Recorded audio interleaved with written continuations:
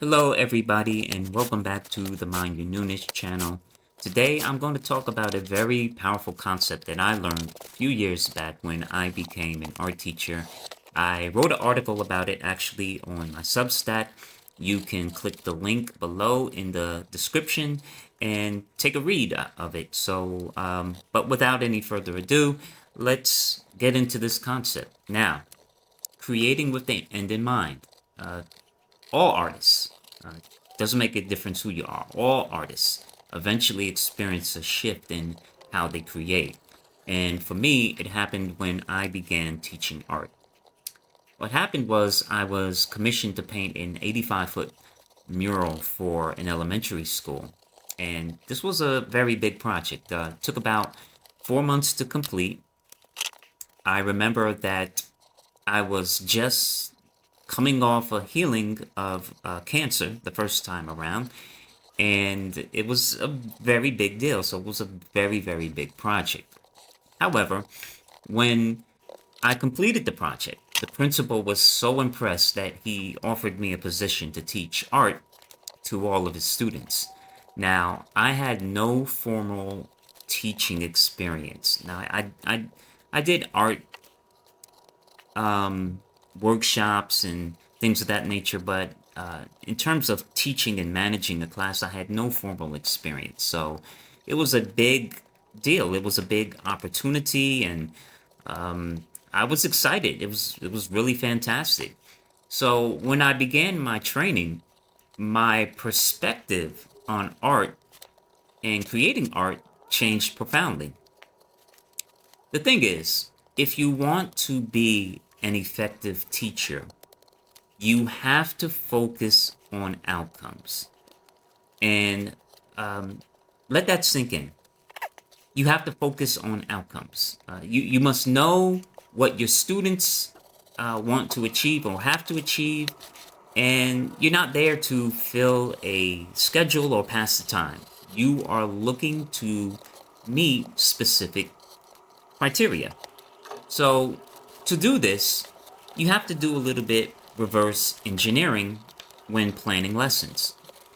To foresee what success looks like for your students, you have to work backwards when planning a lesson. And that was a very profound thing to wrap my head around when I began teaching art. The idea of looking backwards, working from the end to the beginning, meaning that you had to know what the end result was going to be. You just couldn't just start and hope that you will end up somewhere. You had to have a goal. You had to have an end point, and that's where you began. You began with the end. So this idea led me to think more deeply about how I created my own art. At the time, I was really like a go with the flow and see what happens type of artist. And while this method presented lots of opportunity for creativity, I found myself inundated with endless choices. So let me tell you what I mean by that. When I would just go in my studio and work just to be working, or just not have a clear idea of what I wanted to do, the work sessions were prolonged. My clarity was compromised. Didn't really know what the message was going to be until I was like halfway into the piece.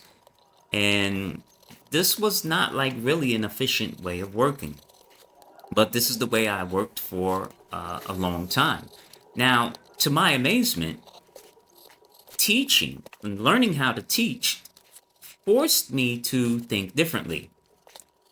I wanted to achieve more with my students and my art, and I applied this framework and began visualizing the end result. So I focused on what to say, the stories I wanted to tell, and the mediums best suited for the narrative. And the best part about all this was my creativity started to increase. I had less decision fatigue.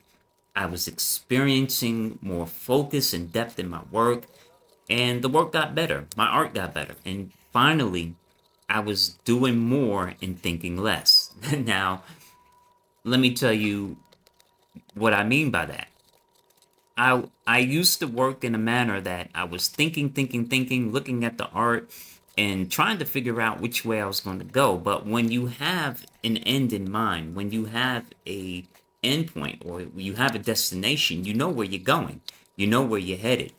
A lot of times, my process was like, well, let's see what happens. Let me try this. Let me try that. It was like almost like trial and error type of way of creating art. And it took longer. It took longer because when you're creating art, there's so many decisions to make that you can get inundated with choices, especially like when it comes to color, what colors to choose. But if you have an end result in mind, you can cut a lot of that out. So, creating with the end in mind, it sets a definite purpose for your work. When you give your mind clear goals, it works tirelessly to fulfill them. And the more you train yourself to see the end result from the start, the faster you can achieve it. Now, here's how you can put this idea to use within your own creative practice. Think of a memorable event. Next, capture the vivid details and imagine telling it to a friend. Allow the description to help you visualize what's happening and then sketch it out on paper. Now, the sketches don't have to be perfect. However, it should reveal enough information to build an exciting piece that taps into that memory and the memories of others who may resonate with the experience. So, by recalling significant emotional events and drawing them, you can tell meaningful stories through your art. Your art will no longer be at the mercy of the people's interpretations, and it will be an undeniable account that speaks from your unique experience. And a lot of the work that I started to create in that period was very powerful. Was very powerful, right? So creating with the end in mind, it puts you in control of the narrative of your work, and you will achieve clarity in your message. And your artistic abilities will become more efficient sooner than you think. And you will gain insight and confidence, which will push you towards mastery of your gift. So I hope that helps somebody. If you like this video, please like, comment, and share. I love you all. Yahweh bless. Remember, try to create with the end in mind, and your work will increase.